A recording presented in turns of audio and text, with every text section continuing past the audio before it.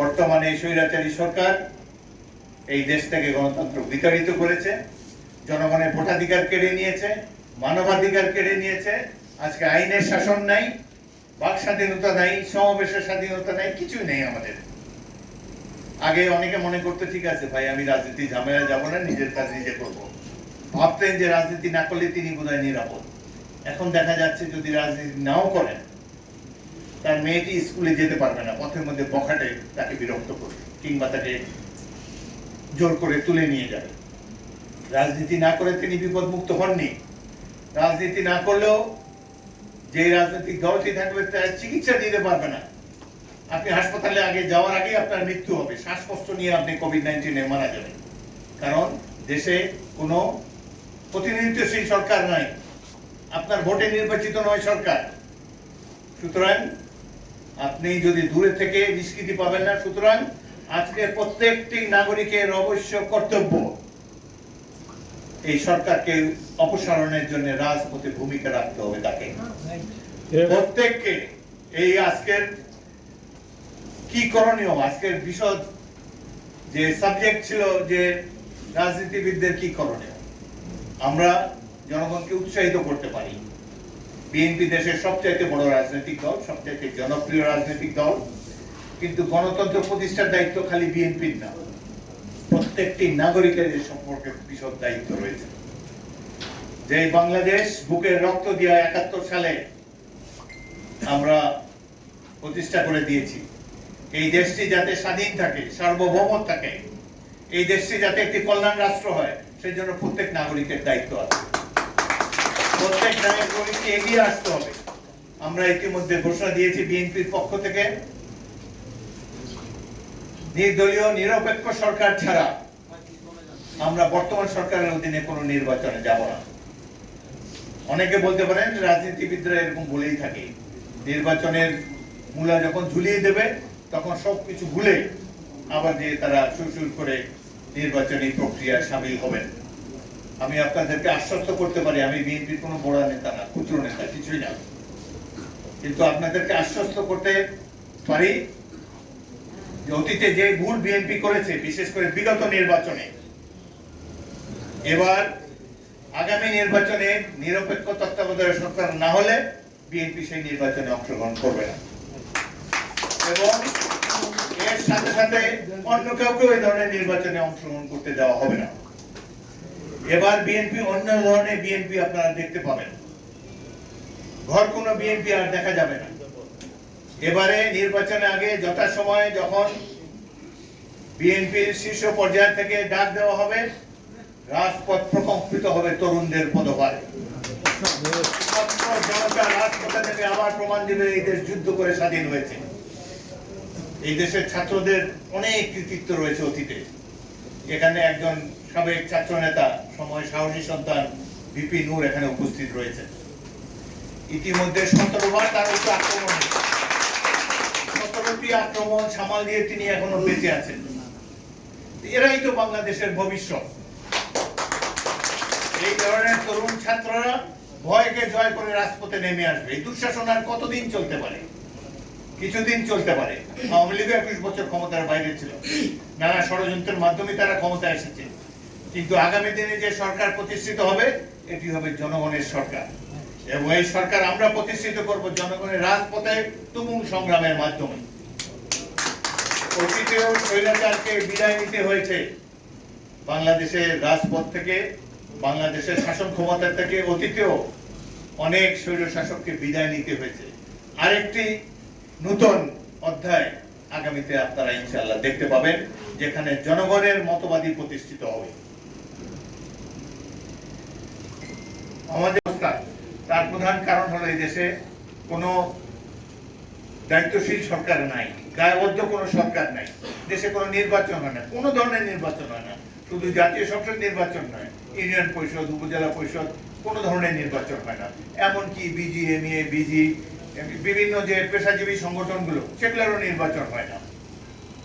দুঃখের বিষয়, বাংলাদেশের বিচার বিভাগ আজকে স্বাধীন নয়। প্রধান বিচারপতিকে দেশ ছেড়ে পালিয়ে যেতে বাধ্য করা হয়েছে। কোথাও কোনো স্বাধীনতার জিনিসই কারোর মধ্যে নাই। সুতরাং এই ধরনের দুঃসহ অবস্থা থেকে আমাদের পরিত্রাণ পেতে হবে। বাংলাদেশ আজ এক বৃহৎ কারাগারে পরিণত হয়েছে। আমরা বৃহৎ কারাগার থেকে বেরিয়ে আসতে চাই। কেবলমাত্র দেশ নেত্রী খালেদা জিয়া কারাগারে আবদ্ধ তাই নয়, আমরা সবাই একটি বৃহত্তর কারাগারে বন্দী আছি। আমরা গণতন্ত্র ফিরে পেতে চাই, মুক্তিযুদ্ধের চেতনাকে বাস্তবায়ন করতে চাই। আমার দুঃখ লাগে 1971-এর ছাত্রদেরকে যেভাবে দেখেছিলাম, আজকে সেই ধরনের ছাত্র চোখে পড়ে না, সেই ধরনের ছাত্র যুবকের দেখা পাই না। 1971-এ এক একটি ছাত্র, এক একটি যুবক ছিল অগ্নিস্ফুলিঙ্গ। তাদের মধ্যে যে কি দুঃসাহস সাহস ছিল, কি দুঃসাহসের অধিকারী তারা ছিল, এতে চোখে মুখে আগুন জ্বলত। আমরা দেখে অবাক হয়ে গিয়েছি। আমি ভর্তি করতে গিয়েছিলাম, যে আমাকে জেনারেল ওসমানী বলেছে যে 5 ফুট 6 ইঞ্চির নিচে কাউকে নিবা না। আমি ওখানে ভর্তি গিয়েছে, বাঙালি তো ছোটখাটো ক্ষুদ্রাকৃতি, ত্রিভুজে একটা ইউথ ক্যাম্পে গিয়েছি, আমাকে 600 সৈনিক রিক্রুট করতে হবে, লাইন দিয়ে তারা দাঁড়িয়েছে, অধিকাংশই ছোটখাটো। তাই অধিকাংশই শতকরা 80 জনই বাদ পড়ে। তারা তো স্কুল কলেজের ছাত্র। যশোরের এক স্কুল ছাত্র ক্লাস 10-এ পড়ে, সে আমাকে বলে, ক্যাপ্টেন সাহেব আপনি কি উচ্চতা দেখে কি নির্বাচিত, উচ্চতা দেখে আমাদেরকে বাঁচান কেন? এটা তো মুক্তিযুদ্ধ, স্বাধীনতার যুদ্ধ, আপনি আমাদের সাহসের পরীক্ষা নেন। একটা করে গ্রেনেড হাতে দেন, কাছে শত্রু বাংকার আছে, যে শত্রু বাংকারে গ্রেনেড নিক্ষেপ করে ফিরে আসতে পারবে, বা আসতে পারুক না পারুক নিক্ষেপ করতে পারবে, তাকে আপনি সিলেক্ট করবেন। আমি অবাক হয়ে খালি ভাবে, আমি আমার সাথে যে ছিল বিখ্যাত নাম ক্যাপ্টেন ডালিম, সে গেরিলা বাহিনীর জন্য রিক্রুট করতে গিয়েছিল। আমি ইস্ট বেঙ্গল রেজিমেন্টের 1ম ব্যাটালিয়নের জন্য রিক্রুট করতে গিয়েছিলাম। আমি আর ডালিম খালি একের দিকে মুখ চাওয়াচাই করি। এই বাঙালি তো কোনোদিন আমরা দেখি নাই, এই দেশের জন্ম, বড় হয়েছে, 26-27 বছর বয়স, এই বাঙালি এতদিন কোথায় ছিল? অর্থাৎ প্রয়োজনের সময় বাংলাদেশের তরুণ যুবক বৃদ্ধরা সবকিছু, সব দ্বিধাদ্বন্দ্ব ঝেড়ে ফেলে নিজের স্বার্থে ঐক্যবদ্ধ হতে পারে, যার উদাহরণ 1971 সালে আমরা দেখেছি। সুতরাং আমার মনে কোনো সন্দেহ নাই যে আগামী দিনে বাংলাদেশের তরুণ সমাজ, বিশেষ করে ছাত্র সমাজ, এই অগণতান্ত্রিক সরকারের বিরুদ্ধে নিশ্চয়ই জেগে উঠবে। আমরা প্রতিবেশী রাষ্ট্রের করদরাজ্য হওয়ার জন্য দেশকে স্বাধীন করে নেই।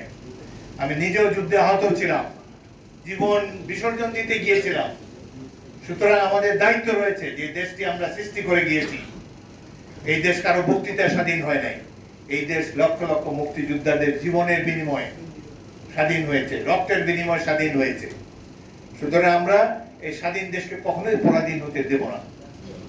আমরা নিশ্চয়ই আগামী দিনে, আমরা এখনো বেঁচে আছি, আমরা না থাকলেও এই যে তরুণ ছাত্র সমাজ, তারা প্রতিবেশী রাষ্ট্রের নতজানু রাজনীতি শিকার হবে না। আজকে নাকি পাশের দেশ নাকি আমাদের স্বামী স্ত্রী সম্পর্ক আমাদের মধ্যে, এই যে রোহিঙ্গা সমস্যা, একটা দেশ পৃথিবীতে আমাদের সাপোর্ট করলো না। এতই বন্ধুহীন আমরা একটা রাষ্ট্র। কেন? তারা জানে যে এটা একটা অসভ্য রাষ্ট্রে পরিণত হবে। ওই যে উগান্ডা, নাইজেরিয়া, সোমালিয়ার পর্যায়ে আমরা চলে গিয়েছি। এই জন্য বিশ্বের দরবারে আমাদের কোনো রেসপেক্ট নাই। যে দেশে মানুষের ভোটাধিকার থাকে না, যে দেশে মানুষের বাক স্বাধীনতা থাকে না, বাইরে পৃথিবীতে তাদের কেউ হিসাবে ধরে না। জাতিসংঘে আমি 4 বার গিয়েছি বাংলাদেশ প্রতিনিধি দলের নেতৃত্ব দেওয়ার জন্য। আমরা উই নো হোয়াট ইজ জাতিসংঘ। জেনারেল অ্যাসেম্বলি হলে যেখানে অধিবেশন হয়, আমরা সেখানে বসেছি, দেশের নেতৃত্ব দিয়েছি। অধিকাংশ বাংলাদেশে যখন বক্তৃতা দেয়, কোন রাষ্ট্রপ্রধান কেউ থাকে না হাউসে। তারা জানে কোন দেশের কি অবস্থা। অথচ 1972 সালে সারা পৃথিবী আমাদেরকে সম্মান দিয়েছে। 73 সালে একটা কোর্সে গিয়েছিলাম ইংল্যান্ডে, তাদের স্টাফ কলেজে, সেখানকার স্নাতক জেনারেল ইব্রাহিম। আমি 3 মাসের একটা কোর্সে গিয়েছিলাম। আমাদের পাসপোর্ট পর্যন্ত ছিল না। একটা সাদা কাগজের নাম দাম লিখে নিচে একটা সিল দিয়েছে হোম মিনিস্ট্রি একজন সেকশন অফিসার। হিথ্রো ডেস্কে যখন গিয়েছে, বলে পাসপোর্ট, আমার তো পাসপোর্ট নাই, ওই সাদা কাগজে ট্যাপাইট করে দিয়েছে। ওই ডেস্ক অফিসার দেখে না, এটা আমার দিকে তাকায়, কাগজের দিকে তাকায়, তো পাসপোর্ট নেই, একটা কাগজ নিয়ে এসছে, নিচে খালি একটা সিল দেখেছে বাংলাদেশ। বলে ও মাই গড, বাংলাদেশ! ও সিট থেকে নেমে এসেছে। Great people, welcome to United kingdom. Bangla, আমি অভিভূত হয়ে গেছি। কেউ জানে না, একটা পাসপোর্ট নাই, বাংলাদেশের লোককে বলছে গ্রেট পিপল। আজকে গ্রেট পিপলের এই অবস্থা কেন? কেন জাতিসংঘের সামনে আমাদেরকে ডেমনস্ট্রেট করতে হয়? কেন বাংলাদেশকে একটি এই যে 10টা দেশের বিশ্বের 10টা মানবাধিকার প্রতিষ্ঠান আছে, amnesty international, human rights watch থেকে শুরু করে প্রত্যেকটা এই মানবাধিকার সংস্থা বলেছে পৃথিবীর মধ্যে সবচেয়ে নির্যাতনমূলক রাষ্ট্র হলো বাংলাদেশ। আমাদের র্যাব নামে একটা বাহিনী আছে যারা মানুষকে ধরে পলিথিন দিয়ে তাদের মুখ আটকে দিয়ে শীতলক্ষা নদীতে ডুবিয়ে দেয়। আছে আর কোনো দেশে এরকম? সরকারি বাহিনী, জনগণের টাকায় যাদের বেতন হয়, তারা এইভাবে দিনের পর দিন মানুষকে হত্যা করেছে। তাদের কারণে রাজপথে স্বাধীনতাকামী মানুষ নামতে পারে না, তাদের কারণে গণতন্ত্রকামী মানুষ মুখ ফুটে একটা জায়গায় সভা করতে পারে না। এই অবস্থা কি আপনারা চান?